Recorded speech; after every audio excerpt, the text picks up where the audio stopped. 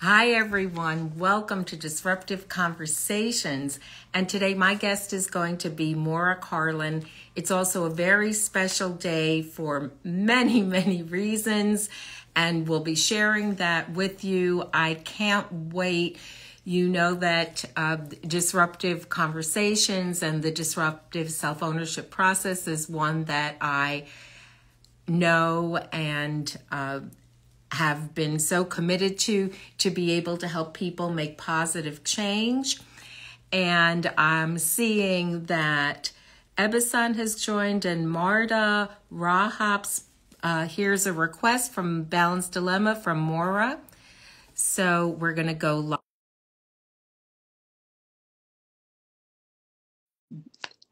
It's going to be a day filled with information and waiting for her to come on. The Balance Dilemma declined. Okay, let's see what's going to happen. So if you haven't been here before, welcome for the second season. Welcome to 2024. We're going to be in this new year together with important information, ways of change, bringing more joy into our lives, being able to join in together to make change, know how to make change. And here we go. The request has been made again. We're going to go live, and here we are. So I'll tell you more about it. If there's anyone who needs to be here today, let them know. And here is Maura. Hello, hello. Hi. Great to Some see. adjustment. Always wonderful to see you always too. always a little bit of an adjustment. It's Right. kind of how things work. You never know where your head's going to wind up. Exactly.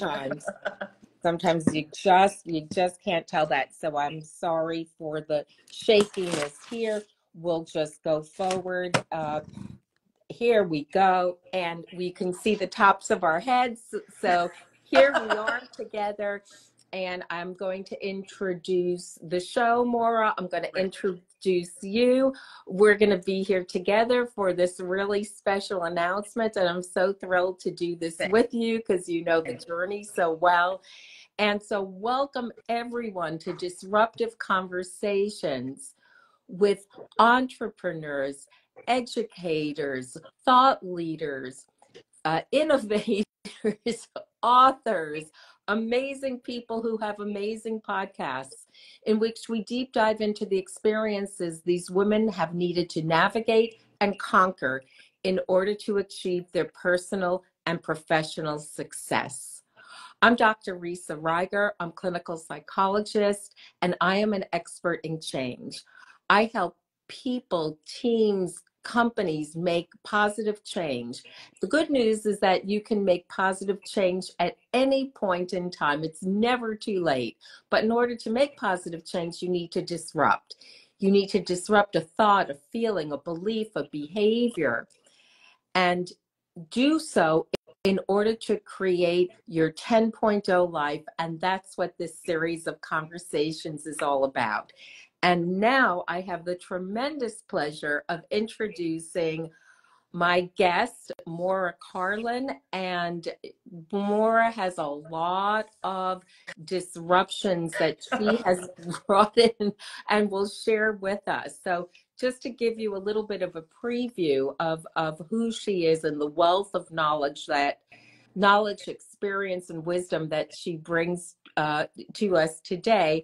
Maura is a writer, journalist, podcaster, and as she calls herself, a recovered litigator who writes about the intersection of luxury goods. I know this may be interesting how this all comes together. Luxury goods, finance, law, women, pop culture, and work-life balance. With Christy DeRico, who is also going to be on, but we'll get that date set. She co-hosts and produces the Balance Dilemma podcast, which originally aired on radio, and which boasts millions of monthly readers, called Purse Bop, of which Maura is the chief writer. And she recently had a memo piece called With a Leg to Stand On, which was published by in the journal, Teach Right. So Maura has been really around many blocks and brings her wisdom with us here today. And sorry, for some reason, That's life. it's that kind of moment. And I also, for full disclosure, I have had the tremendous pleasure of being on the Balanced Dilemma, not once, but twice. And it was almost like hosting on Saturday Night Live, like coming back on again as the first person to do that. So it's with enormous pleasure that I have you here today. It's my honor. So first question, of everything that I said, and I'm pretty excited, and we'll talk about that. What is it that I missed, or that you would like people to know that I may not have talked about? You covered it, but it involved a lot of pivots, some mostly family related things, but finding a way to work things out and to pursue what I wanted. Okay. So Maura, all right. So let me start with you and your first question, or should we just make the announcement and that's your call. I mean, your announcement's incredibly exciting, and I am honored that I get to be here with you. Oh my gosh, I'm like so thrilled that that's happening because you've been through this journey with me. Right. So, as many of you know, I have talked about writing a book and being in the process and what that's been like. And I am thrilled. This is from Publishers Marketplace, that the publishing contract has been announced, and I will be publishing my book Unsupported with Alcove Press. I am beyond honored and thrilled to be one of the premier authors with Laura Apperson and the new division of Alcove into nonfiction. And I will do my best for you. I'm going to do my best for you. And I'm just thrilled. And I will tell you this much: you don't go on this journey alone. I'll be talking more. I'll be posting about this announcement, but you don't go on this journey alone. And it is with tremendous honor, when we talk about gratitude, but truly deep gratitude that Maura, you have been a support, a help, and an incredibly important sounding board in this journey and in our conversation. So moving on to you. Well, but wait, tell us all, when's the book coming out? Because then you're going to be a guest again on the Balanced Dilemma. But when can we expect to see your book? The book is going to be, thank you. The book is going to be coming out in 2025.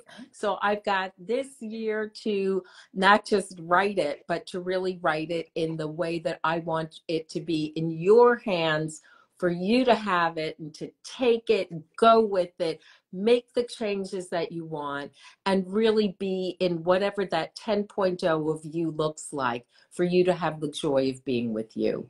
So that's what I can tell you. So, but thank you very much, Maura. So, you've set me up here so beautifully, being one of the interviewers. I'm more comfortable in that role than this one. Clearly, but I'm going to kind of pull this back in just for the moment. And my first question is to ask you, what disruptions did you need to make in yourself in order to have achieved the personal and professional success that you have? And what I love adding, especially with you, is up to this point, because we know there's more to come. Thank you. Well, and the disruptions keep happening because you face new things all the time. The really big one, I think, that I keep facing and refacing is this belief, or really illusion, that I have some sort of control. And for me, the frustration or getting upset or angry about it. And I've had to not only accept that I don't have control over an awful lot of things, but that I have to really find the workarounds. And I've been able to, because otherwise you get stuck. Yeah. And I can give you, an example, and it's a recent one. As you said before, the Balance Dilemma started as a radio show as well, and then we would put it out as a podcast. And we take summers off, and this September, as we were getting ready to start our next season, the radio station closed and got rid of its licenses. And we could have said, okay, that's it. But we said, you know what? We're going to figure this out, and we're going to find another platform, and we're going to do it. And we did. And that was not letting ourselves be stuck. We had no control over a radio station. I'll give you another example that's, it's now an old one. But I've heard people get stuck on things like this, which is when I had my first child, I refused to find out the sex. I wanted that moment of and I ended up with an emergency C-section. And to this day, I have no idea how I learned, other than I think it was from, believe it or not, my father, that I had a son. And I could have let that really bother me. And I joke about it. But I moved on. It didn't affect anything. And later on, for my other two children, I found out in the doctor's office. It was my workaround for what was important to me. I wanted to know. That's so important. And so many times, we think that things are going to go this way, but we're here and we're ready with our mitt to catch the ball here. And it is so not where we think it's going to come. Especially if you're somebody who has always achieved, you've set goals, and you get there and you run into things that you couldn't possibly anticipate, and the world changes. So you really have to be able to look at what's in front of you and find another way. Could you talk a little bit more, because you talk about the workaround and you have a really clear idea about what that is for you. Could you talk a little bit more so that we can understand that better? Because I think that this point of workaround is really, really crucial on the path of making change. Beyond the workaround of off the radio station and into another platform. I mean, that was the reason I'll just start with that, because the reason we went to a radio station in the first place, and they were so happy to have us, and it was a wonderful home, was that our weakness, Christy and I, we can talk, we have the research, that's not our problem. We didn't, as you might not be surprised to hear, didn't have the technical skills, the production skills. And the idea, well, they have it. Let's see if they want us, and we didn't have to deal with that. Again, that's a matter of do what you're good at, and the stuff that you're not, find someone else to do it. Okay, hang on for 1 second here. Okay, hang on for 1 second. Could you? Okay, so I'm highlighting this, which is that you can't be an expert over everything. And it doesn't mean that you're less than, it doesn't mean that you're inadequate. It means that you have enough personal wherewithal to identify where your strengths and abilities are and where you need to bring in information. So thanks so much for bringing that up at the get-go. And that's really important. But I would take that a step further, Risa, and say that shouldn't stop you from learning more stuff. And it's a good thing we did. First of all, I edit audio files. Now, right, I didn't really know how, having done local TV for a long time, I actually did have training in editing video files, but if you don't continue to do it, you lose those skills, and I was not good at it. I could picture how I wanted a story, but I couldn't do it. But when it came to the audio files, I'm like, you know what? I'm going to do this. Am I the best? No. Is it good enough? Yes. And that was a big lesson for me. Christy actually pushed me on this. Let's go before we're absolutely ready. We'll learn as we go. And I give her credit for that because it worked. But even if you don't know something, you really should still not stop yourself from learning something new. Absolutely. Absolutely. So you've been in so many different spaces, and of course, we never say that, oh, I'm wearing this hat or wearing that hat, because the truth of the matter is the hats are always there. Mm-hmm. Even if you're not a practicing attorney right now, what your brain has learned from being in that space is with you all the time. So we continually have all of our hats. Absolutely. Absolutely. So could you tell us a little bit about how you've had these disruptions and pivots and Oh, choices and pop and balance yeah, that does and seem a little out of bounds. litigator? I mean, Well, that's a lot. Yeah. okay, so I guess to be completely transparent about this, I mean, I was a litigator for a long time, but we had a family and two adults who were in high demand, inflexible, and unpredictable careers. And for a whole lot of reasons, it really wasn't working. And I made the decision, though it did not feel like a choice, that I would opt to do something where I could be around because we needed someone Yeah. around. So I stepped out of that arena and I got involved in our local television. One that was always a dream of mine. I mean, I actually, there's always been that journalist part of me. And I've always liked interviewing. I'm probably my strength. And so I got involved. I mean, and it evolved where I ultimately executive produced a show as well as, and my image for that particular show is one of the things, we don't have a lot of local news sources here. And I really thought it was important that there be a place where newsmakers could be asked questions live on air by the public, because that doesn't happen. If you go to a municipal meeting, it's very limited, and often they won't respond to your comment or they'll just take it in. And so that was actually the idea, and we went from there. During the course of this, while I was still around, because I needed to be largely around home, I also, I've always liked fashion, never thought of it as a career at all. And I met someone who was starting this website blog, and she had seen my writing somewhere and said, you know what, would you work with me?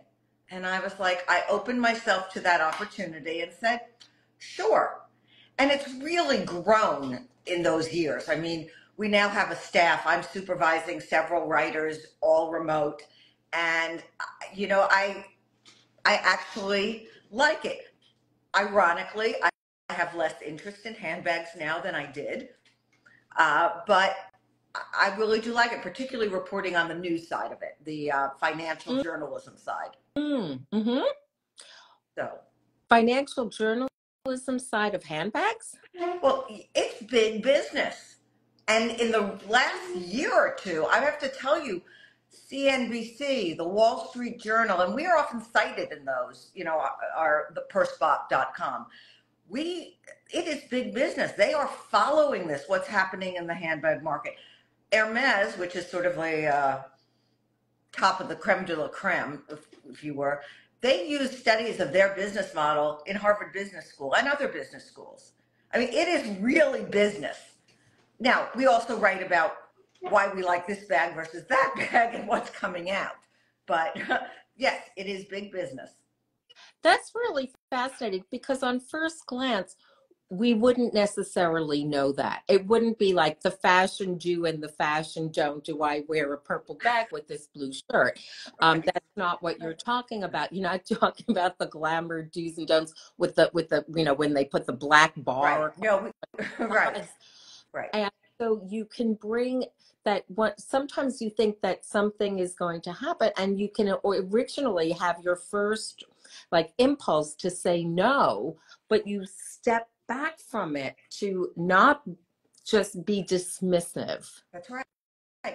That's right. I mean, when they do their financial reporting, some quarterly, Chanel only does it once a year because it's a private company. I listen to the investor calls, and I'm listening for what they say is coming, and less in terms of the fashion.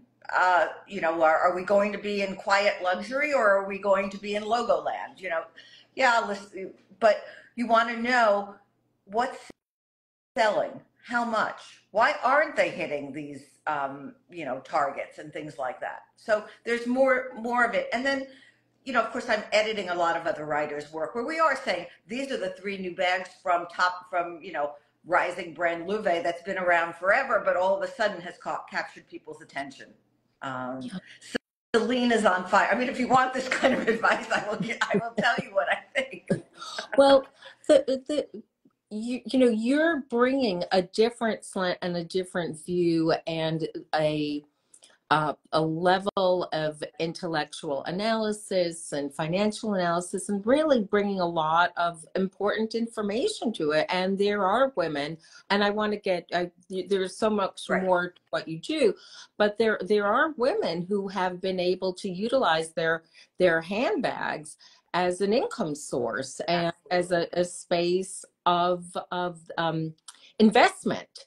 So That's a long debate. that's a long debate. So, so you've also, we talked a little bit about the balance dilemma, but we've mentioned it, but could you please talk about that more? Absolutely.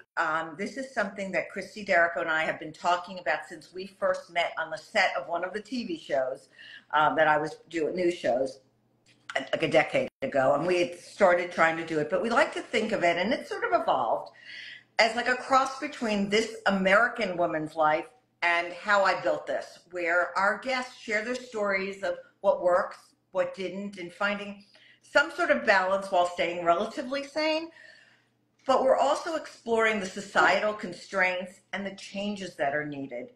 And even what we've really evolved even further to, part of the platform is supporting women and their businesses and endeavors. And we're, having events, building a community, because we found women really wanted to talk about this.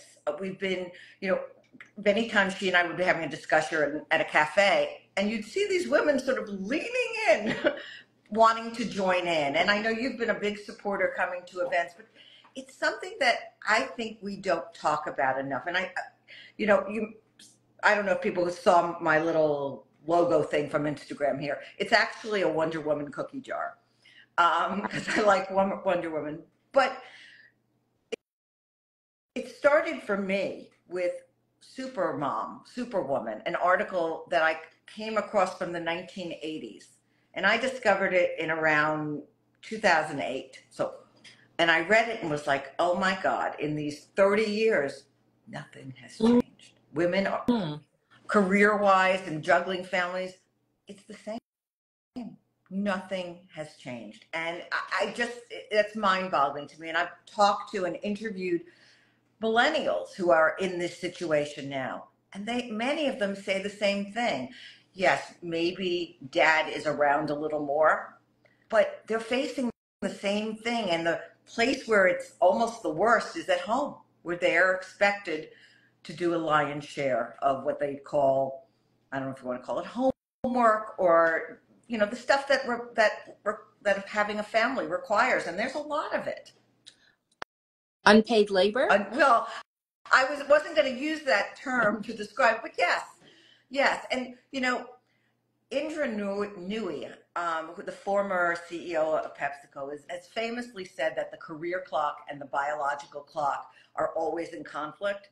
But it actually goes further than that, because even when you get beyond, let's say, the biological piece of it, and you get to your kids may not need so much attention at that moment, you hit the caregiving stage for your parents or your older relatives. Yes. And it's, for years I've called it a panini. It's not just a sandwich, it's a panini where you really are squeezed. And I have lived that also.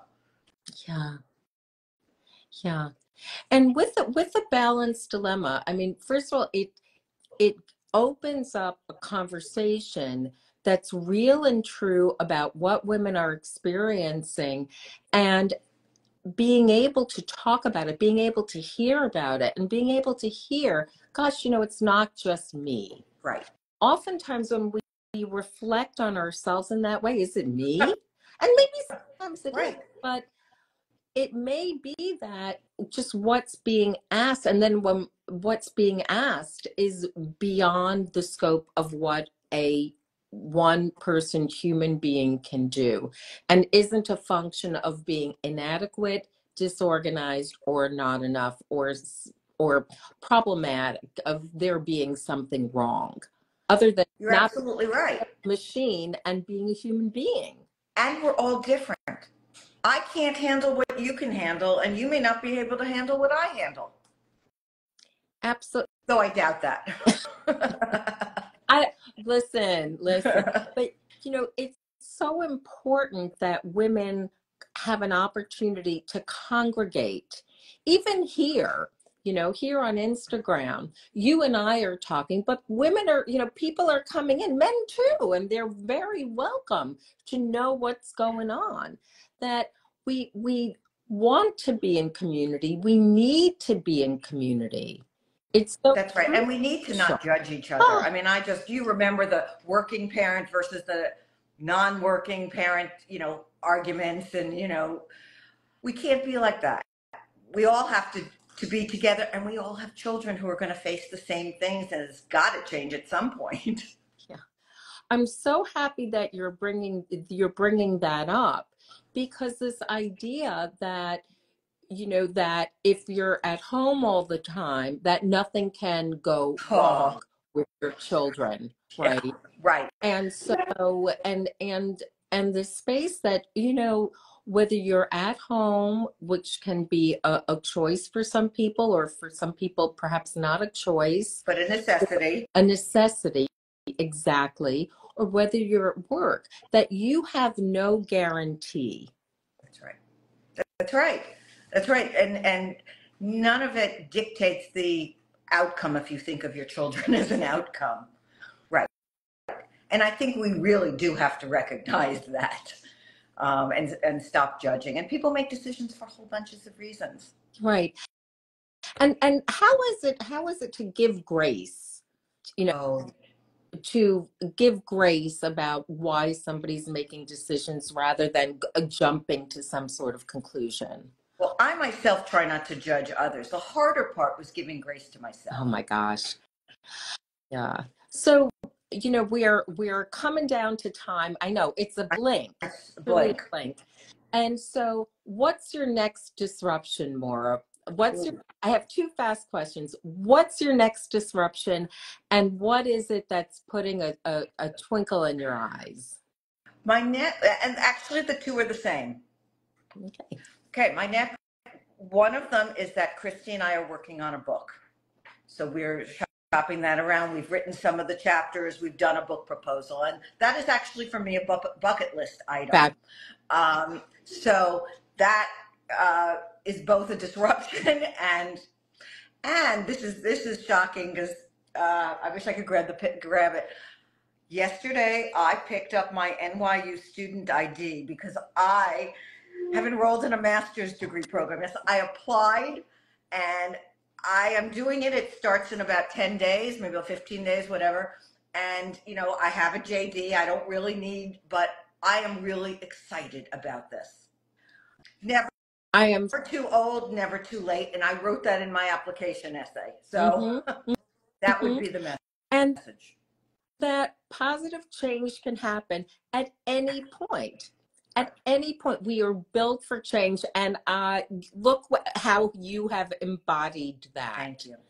Through Thank you. Stepping forward and making sure, it's choices and necessity, and I love that, because that's what's really real and true.